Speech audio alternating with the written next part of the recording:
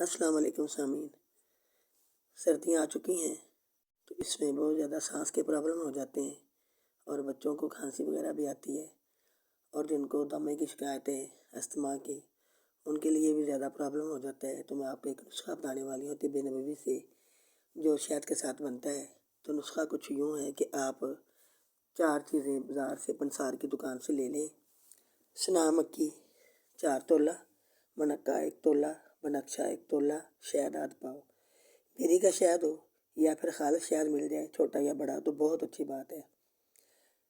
تو سنا مکی، منقہ اور بنقشہ کو لے کے آپ نے اس کو صاف کر لینا۔ اس میں کنکر وغیرہ ہوتے ہیں اور غیر ضروری تنکے ہوتے ہیں، اس کو صاف کر کے دھو کے تو آدھا کلو پانی میں ڈال دینا ہے، اور اس کو 1 گھنٹہ بھگوئے رکھیں۔ اس کے بعد اس کو بوائل کریں، اور اتنا بوائل کریں کہ 1 پاؤ تقریباً یہ رہ جائے، اور اس کو ٹھنڈا کر کے چھان کے اچھی طرح تو اس میں شہد ڈال دیں۔ اس کے بعد آپ نے اس کا یہ نسخہ آپ نے یوں استعمال کرنا ہے کہ صبح نہار منہ 1 چھٹانک آپ نے لینا ہے، اور جب آپ نے ناشتہ کرنا ہو، آپ کو تلب محسوس ہو، تو تب آپ نے ناشتہ کرنا ہے۔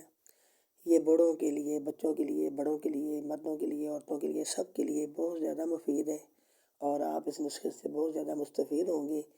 یہ استھما، جوڑوں کا درد، جوائنٹ پین جسے کہتے ہیں، اور دمہ کی شکایت کو دور کرتا ہے۔ یہ نسخہ آپ نے 3 مرتبہ بنانا ہے، 3 دن پینا ہے، 7 مرتبہ بنانا ہے 21 دن کے لیے۔